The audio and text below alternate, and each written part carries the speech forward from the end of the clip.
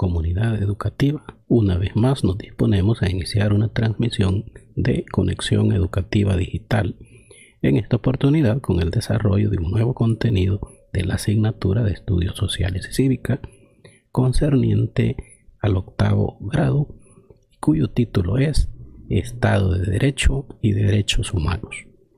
Este contenido es elaborado y narrado por su servidor de siempre, profesor Juan Amílcar Belloso Cepeda. Les invito a que se unan conmigo y juntos compartamos una nueva experiencia educativa más. Bienvenidos al desarrollo de otro contenido programático, esta vez decíamos para 8º grado, que lleva por título Estado de Derecho y Derechos Humanos. Vamos a estar ahondando sobre dicha temática a lo largo y ancho de esta transmisión. Iniciemos con el desarrollo del contenido de esta fecha.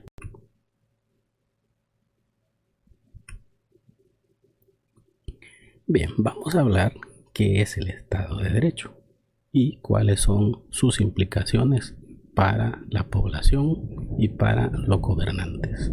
Diremos que cuando hablamos de Estado de Derecho se refiere al principio de gobernanza, por el que todas las personas, instituciones y entidades, ya sean públicas o privadas, incluido el propio Estado, están sometidas a leyes que se promulgan públicamente y se hacen cumplir por igual y se aplican con independencia, además de ser compatibles con las normas y los principios internacionales de derechos humanos.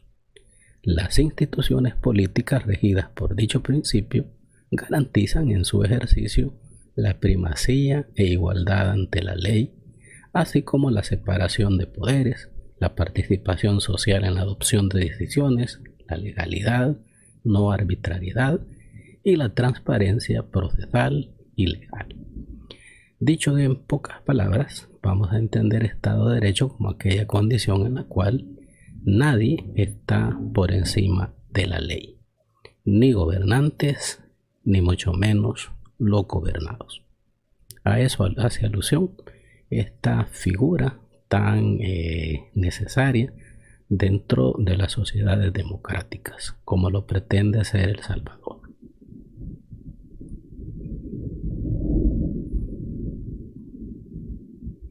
Hablemos a continuación de la vigencia del Estado de Derecho. El Estado de Derecho está basado en la confianza que la ciudadanía tiene respecto a su gobierno y a las leyes que lo rigen. Para ello es indispensable una actuación íntegra y transparente de las autoridades. Solo de esta forma se puede ofrecer la certidumbre de que la ciudadanía cuenta en todo momento con instituciones que garantizan el respeto a sus derechos mediante la aplicación de la ley. El Estado también está obligado a promover la adecuación del marco legal para que sea justo y responda a la realidad nacional. Así, la ciudadanía estará convencida de que sus intereses están mejor protegidos dentro de la legalidad que al margen de ella.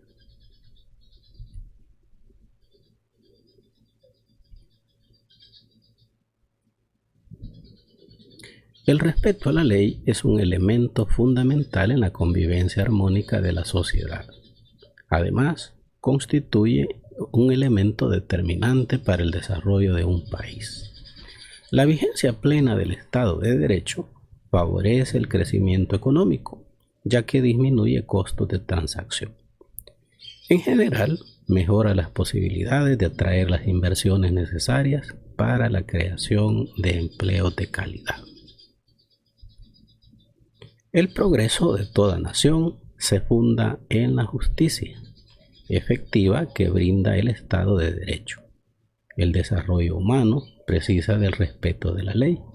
Mediante la aplicación de las leyes, las personas pueden acceder a mejores oportunidades de vida, participar con libertad y responsabilidad en la democracia, disfrutar de una vida y un patrimonio seguros. La plena vigencia de la legalidad es indispensable para lograr un Estado democrático. Dentro de esta diapositiva podemos compartir y observar muchas condiciones necesarias para que exista un pleno Estado de Derecho. Y podemos, a través siempre de esta diapositiva, caer en la cuenta que el Estado de Derecho es la punta de lanza, por así decirlo, del desarrollo de las personas.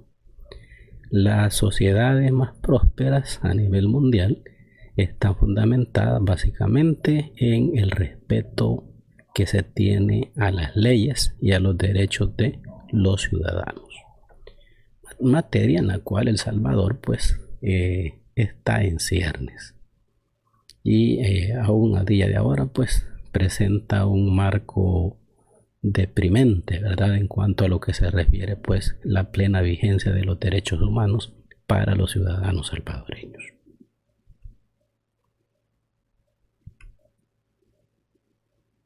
Y apoyando un poco lo que es mis palabras, pues vamos a ver estos ejemplos tomados de la prensa de nuestro país, en los cuales se menciona uno tan solo de todos aquellos casos que nos llevan pues a caer en la cuenta de que en nuestro país no existe un pleno Estado de Derecho.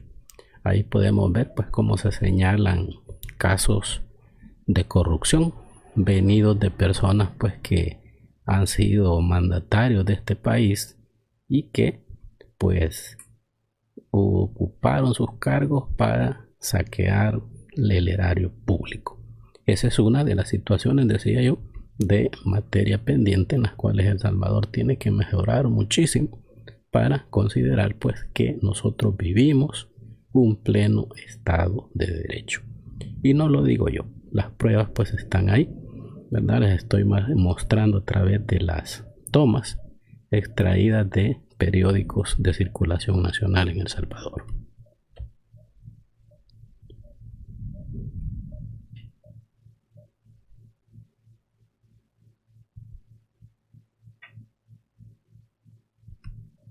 Sumado a lo anterior, vamos a ver ejemplos de violaciones a los derechos humanos muy comunes en nuestro país. Acá hemos dividido en dos columnas, ¿verdad? Nos hemos auxiliado pues de ahí de un material que encontramos investigando y vemos que hay dos columnas. En una aparecen los derechos humanos y en la otra vamos a ver las formas o ejemplos de cómo estos son violados. Por ejemplo, si hablamos del derecho a la vida, tenemos que este es violado pues cuando hay homicidios, cuando hay feminicidios, es decir, cuando hay asesinatos de mujeres o aún cuando hay intentos de asesinato. Estos tres casos son muy comunes en la realidad cotidiana de nuestro país. Por otra parte, el derecho a la integridad, ¿de qué forma es violado este derecho? Pues a través de torturas físicas, a través de malos tratos, a través de tratos crueles e inhumanos, cuando hay intimidación o persecución hacia las personas, cuando alguien es objeto de amenazas o cuando una mujer, o puede ser también un hombre, un niño, una niña, son objetos o víctimas de violencia de tipo sexual. Tenemos el derecho al acceso a la justicia, el cual se incumple cuando a una persona no se le da pues el derecho a seguir el debido proceso, el cual, dicho de paso, está normado por las leyes penales de nuestro país. El derecho a la libertad, ¿de qué forma es violado en nuestro país? Pues cuando hay desapariciones forzadas o cuando las personas son privadas de su libertad. El derecho a la propiedad privada. Este sufre violaciones cuando alguien es víctima de allanamientos o daños a la propiedad. Y vamos a seguir mostrando ejemplos de cómo se violan los derechos humanos en nuestro país. Tenemos otro ejemplo, por decir algo, cuando no se garantiza un salario mínimo suficiente para llevar una vida digna. En ese caso se está violentando el derecho al trabajo de la persona. El salario mínimo en nuestro país el salario mínimo máximo anda por los $200, perdón, por los $300, y el mínimo anda por los $200. Si nosotros hacemos un recuento de cuánto gasta una persona en alimentación, en vestuario, en transporte, vamos a darnos cuenta pues de que nadie puede sobrevivir con $300 o con $200. Entonces ese salario mínimo tiene que ser llevado pues a revisión para que sea equilibrado con lo que es el costo de la vida, y de esa manera pues los trabajadores de nuestro país que devengan dicho salario pues vean mejoradas sus condiciones de vida. Otro ejemplo es el hecho de no establecer una limitación razonable de las horas de trabajo, tanto en el sector público como en el sector privado. Esa es una violación al derecho al trabajo. En las fábricas textiles, las llamadas maquilas, ahí pues se dan muchas violaciones de este tipo, cuando la persona a veces es obligada a trabajar más y a cambio no recibe una compensación económica pues que vaya a ser proporcional al trabajo que realizó. Esa es la famosa explotación laboral, que da pena decirlo, pero es una práctica común en muchos lugares, centros laborales de El Salvador. Y tenemos esta gráfica que investigando también por ahí encontré de casos de violaciones a muchos derechos en estos tiempos de cuarentena. Vamos a ampliar un poquito esto para poder ver los porcentajes. Tenemos que en el tiempo de cuarentena hubo un 23% de denuncias de violaciones a los derechos a la libertad e integridad personal. El derecho a la salud tiene un porcentaje similar de un 23% de violaciones o de denuncias. El derecho de acceso a la información tiene un 17% de denuncias. El derecho al trabajo ha habido una violación del 15%, y el derecho al agua, a la alimentación y no discriminación ha tenido un porcentaje del 13%. Ni en tiempos de pandemia pues no ha disminuido la violación a los derechos humanos en nuestro país, El Salvador.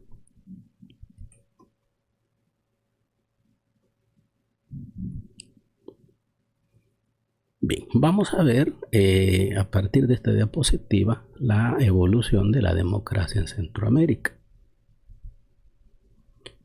Y diremos pues que la región centroamericana ha seguido un camino muy largo para alcanzar un estado democrático. Los problemas sociales como la pobreza, el desempleo, la acumulación de riqueza en una parte de la población y el abuso del poder han desencadenado movimientos de tipo social, como levantamientos campesinos, golpes de Estado, guerras civiles, etc. Tales movimientos han marcado desigualdades políticas, económicas y sociales a lo largo de la región. Lo que nos quiere decir la diapositiva pues, que tenemos ahorita en imagen es que nuestra región, Centroamérica, ha vivido periodos largos de inestabilidad política, económica y social. Esto debido pues a factores como la pobreza, el desempleo, la acumulación de riqueza y el abuso del poder. Esto ha llevado al desencadenamiento de movimientos sociales venido de las poblaciones pues que son quienes sufren este tipo de situaciones, quienes por ciertas etapas del periodo que estamos estudiando se han sublevado y han llegado pues incluso a guerras civiles como la que se vivió en nuestro país. Prosigamos.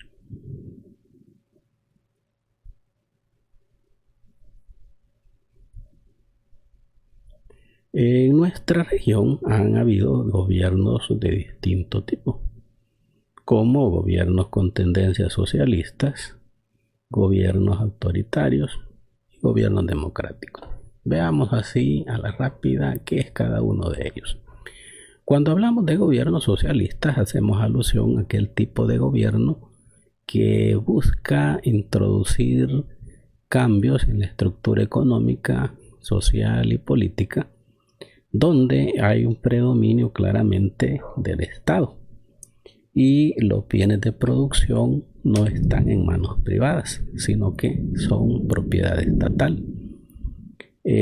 También ha habido gobiernos de corte autoritario. Estos por lo general han llegado al poder a través de golpes de Estado, pero algunos también llegaron a través de elecciones. El Salvador, ya lo vamos a ver un poquitito más adelante, ha padecido a través de la historia largos procesos de gobiernos autoritarios. Y están los gobiernos democráticos, los que surgen de elecciones en teoría populares y que gozan de el respaldo y la simpatía de la mayoría de la población. Centroamérica y en particular El Salvador se han caracterizado por tener gobiernos autoritarios. Durante las décadas de 1970 y 1980, gobiernos autoritarios suscitaron el surgimiento de guerras civiles. Es el caso de El Salvador y Guatemala. En Nicaragua, el sandinismo ascendió al poder por las armas. Dichas circunstancias se vieron motivadas por el descontento de las personas ante los gobiernos represivos y la desigualdad económica. 3 países de nuestra región vivieron procesos de guerra civil. El caso de Guatemala, el caso de Nicaragua y el caso de El Salvador. Hagamos a continuación un pequeño repaso histórico sobre el origen del conflicto de los países anteriormente mencionados. Veamos el caso de Nicaragua. En el caso nicaragüense hubo una familia, la familia Somoza, que gobernó directa o indirectamente allá en Nicaragua desde 1934 hasta 1979. A través pues, de todos esos años de ejercer el poder, esta familia se enriqueció. Llegó a considerarse, como lo dice ahí, de tener de las fortunas más grandes del continente. Pero mientras esta gente se enriquecía, los habitantes de Nicaragua pues vivían en una pobreza extrema. Esto hace que surja allá por la década de los 60 el Frente Sandinista de Liberación Nacional, el cual pues emprende un conflicto, una guerra de guerrillas contra la Guardia Nacional de Nicaragua y finalmente pues la revolución triunfa en Nicaragua el 17 de julio de 1979. Entonces ahí tenemos un ejemplo de una familia que gobierna Nicaragua convirtiéndose pues en una dinastía. Veamos el caso guatemalteco. Las causas más comunes del conflicto armado en Guatemala han sido señaladas como la desigualdad social y económica, la exclusión social, política y cultural, y el reconocimiento de los derechos de amplios sectores sociales, sobre todo de los pueblos indígenas. En el vecino país, el conflicto armado se extendió por periodo de 1960 a 1996. Y, finalmente, tenemos el caso salvadoreño. En nuestro país hubo un periodo de gobiernos militares que se prolongó desde 1931 hasta 1979. Los gobiernos autoritarios de este régimen militar oligárquico emplearon una política que combinaba la represión política con las reformas limitadas para poderse mantener en el poder. Vistas así las cosas, podemos comprender por qué en esos 3 países los movimientos sociales terminaron pues siendo los abanderados de guerras civiles.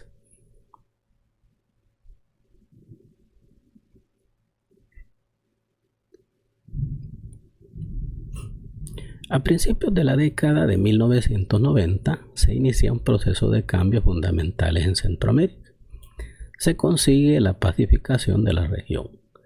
Las tendencias democráticas han triunfado en algunos países. Un ejemplo de lo anterior es el caso de Costa Rica, país que vivió una guerra civil, luego de la cual en el año de 1948 abolió su ejército y dio paso a la creación de un cuerpo civil de seguridad pública.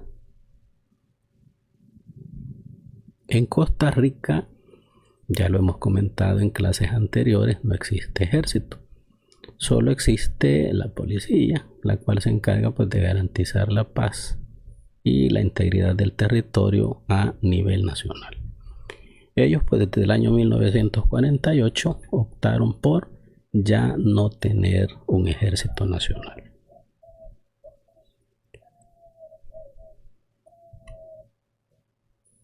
Bien, ahorita quiero que veamos un video y quiero que le ponga mucho ojo y mucho oído al video que vamos a presenciar en estos momentos.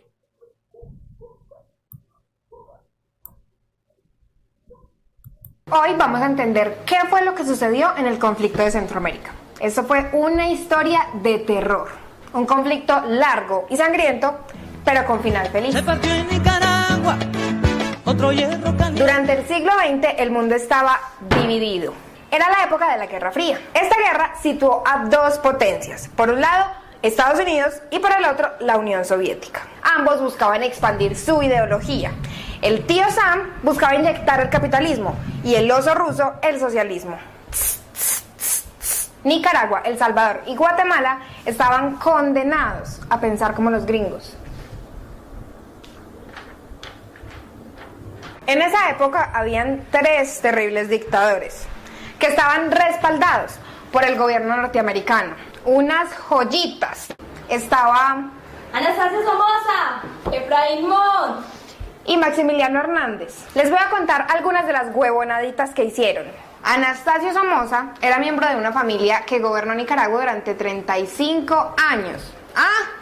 Ellos además eran títeres del gobierno estadounidense. Efraín Montt recibió una condena de 80 años el 10 de mayo de 2013 por una bobadita, genocidio y crímenes de lesa humanidad contra la etnia indígena maya. Pero miren lo que pasó.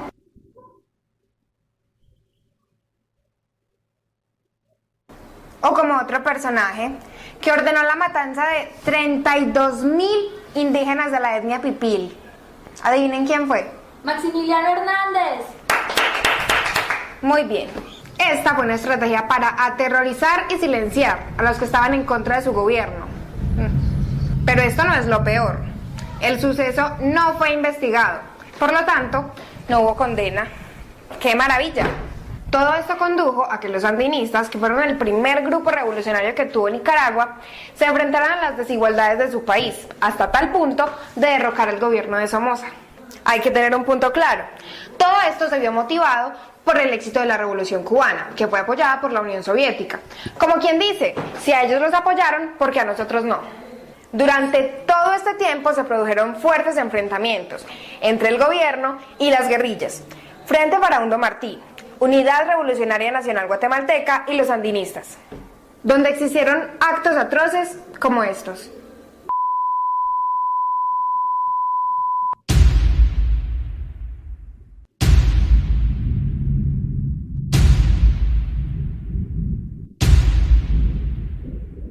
Menos mal, existen finales felices, y estos países decidieron darle fin a ese conflicto, utilizando los siguientes puntos estratégicos en su agenda de negociación: diálogo, respeto a los derechos humanos, amnistía para los presos políticos, creación de un comité de reconciliación, cese al fuego en los conflictos militares, desmovilización de los grupos insurgentes, procesos democráticos, elementos para la seguridad y no agresión, protección y asistencia a los refugiados, y gestión de apoyo para garantizar la justicia económica y social. Para concluir, podemos aprender del conflicto de Centroamérica que si se tiene una agenda de negociación con puntos claros y de interés para ambos bandos, se puede llegar a una mediación exitosa.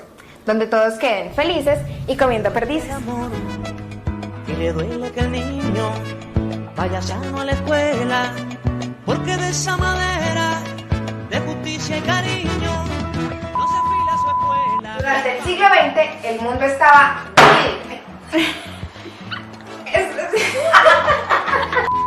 Andará Nicaragua, su camino en la gloria. Andará Nicaragua, la gloria, porque fue sangre sabia. ¿Quiénes eran los sandinistas? Porque fue sangre sabia. Los sandinistas eran muy revolucionarios. Te lo dice un hermano que ha sangrado contigo. Te lo dice un Bueno. hermano que ha sangrado contigo.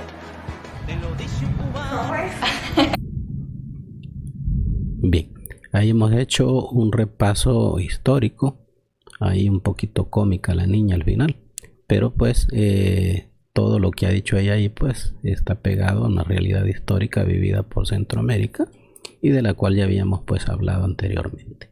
Prosigamos con el desarrollo del contenido. Vamos a hablar un poquito sobre la historia de los derechos humanos en Centroamérica. Los derechos humanos son exigencias que brotan de la propia condición natural de la persona. Cuando se utiliza la palabra derecho, se insiste en la facultad de actuar o un permiso para obrar en determinado sentido o para exigir una conducta. Se califican de humanos porque son de las personas. El ser humano es el único poseedor de tales derechos. Son inherentes a cada persona. Es decir, que son personales y perennes. Por ende, reclaman reconocimiento, respeto, tutela y promoción de parte de todas las personas.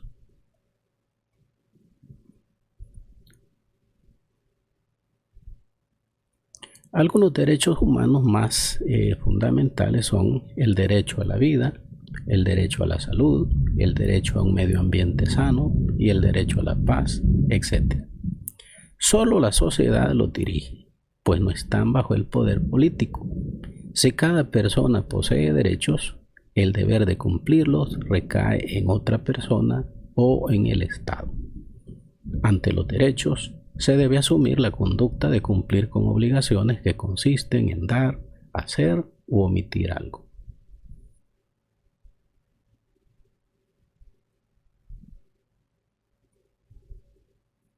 Los derechos humanos se establecieron en el denominado derecho internacional a partir de la Segunda Guerra Mundial. Por su importancia y necesidad de respeto, se crearon documentos para protegerlos. Algunos ejemplos son la Declaración Universal de Derechos Humanos, que las Naciones Unidas aprobaron un 10 de diciembre de 1948, la Declaración de Derechos del Niño, que data del año de 1959, la Convención sobre los Derechos Políticos de la Mujer del mismo año.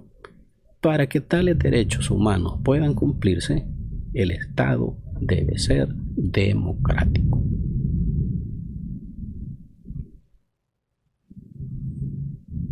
Y llegamos pues a la parte donde vamos a ver la tarea exaula asignada al contenido de esta ocasión. Decirles que la tarea que vamos pues a develar a continuación, usted la va a resolver y me la va a enviar también a la de plataforma Schoology, tal y como hicimos con la tarea anterior. Para quienes le enviaron, ¿verdad? Del grado de octavo, pues no recibí lastimosamente ni una tan sola tarea. Espero que esta sí la hagan, porque esto pues lleva nota, obviamente. Entonces usted va a resolver la tarea y me la va a hacer llegar a la plataforma Schoology. Yo subí por ahí una circular, la circular 18 del Ministerio de Educación, en la cual van los requisitos para que un estudiante apruebe de grado.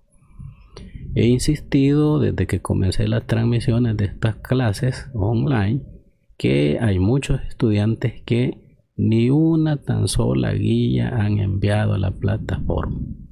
Después, yo no quiero señalamientos hacia mi persona de ningún tipo. Cada quien es responsable de lo que hace o lo que deja de hacer. Yo he cumplido con mi trabajo en la medida que mis posibilidades me lo han permitido. El desarrollo de las clases, pues, para mí ha supuesto un esfuerzo grande, pero igual ahí estamos desarrollándolas. Ahora, si el estudiante no las mira, si el estudiante no manda las tareas, allí yo ya no puedo hacer nada. Esa ya es responsabilidad de cada quien, como estudiante o como padre de familia. Por favor, no quiero señalamientos de ningún tipo cuando las horas de la asignación de las notas. En eso quiero ser bien enfático. Así que repito, esta tarea usted la va a investigar y ya resuelta me la va a enviar a la plataforma Schoology en la fecha que yo le voy a señalar.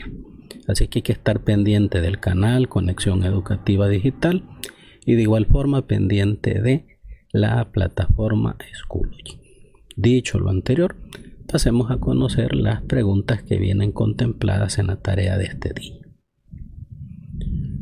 Bien, pregunta número 1. ¿En qué fecha se celebra el Día Internacional de los Derechos Humanos? Primera pregunta. Segunda pregunta. ¿Cómo se llama la institución encargada de velar por el respeto a los derechos humanos en Honduras? Pregunta 3. ¿En qué fecha fue fundada la institución encargada de velar por el cumplimiento a los derechos en el vecino país de Guatemala? Pregunta 4. ¿En qué año fue fundada la Procuraduría para la Defensa de los Derechos Humanos en El Salvador? Pregunta número 5. A tu criterio, ¿por qué es importante el cumplimiento de los derechos humanos en El Salvador? Esta pregunta me la va a responder en una respuesta que no sea menor a 5 renglones como mínimo. Y luego tenemos la pregunta 6. En esta pregunta 6, ¿qué es lo que va a hacer? Pues usted va a buscar una noticia en un periódico, ya sea un periódico físico o un periódico digital. Usted va a buscar esa noticia y visualice que allí en la noticia se consigne que hay violación a los derechos humanos. Cuando usted haya encontrado la noticia que cumple ese requisito, usted va a describirme brevemente la noticia, el caso que menciona ahí, y usted me va a mencionar cuál o cuáles derechos humanos han sido transgredidos a las personas que son protagonistas de la noticia. Esto me lo va a resolver en su respuesta, la cual también, a lo mismo que la anterior, no va a tener menos de 5 renglones como mínimo. Bien, esa es la completa la tarea exhaustiva que lleva pues relación con el contenido de esta oportunidad. Espero pues que ahora sí recibir esas tareas, solicitándoles que la tarea usted sea responsable en hacerla usted. No me vaya a andar copiando tareas porque yo voy a estar pendiente de que eso no suceda. Y si veo 2 tareas iguales, van a anularse automáticamente ambas tareas. Entonces no nos compliquemos la vida, trabajemos, ganémonos la nota y trate de ponerse al día pues con las actividades que yo le voy dejando cada semana. Estamos trabajando de esta manera desde la semana anterior y vamos a trabajar así en lo sucesivo hasta finales de este mes, ¿verdad? Que es la disposición que por ahorita ha dado el Ministerio de Educación. Y de esta manera pues concluimos el desarrollo de un contenido programático más de mi canal Conexión Educativa Digital. No nos despedimos sin antes agradecer el favor de su atención y nos estaremos escuchando en una próxima oportunidad si Dios así lo permite. Cuídense y que Dios les prodigue abundantes bendiciones todas y todos.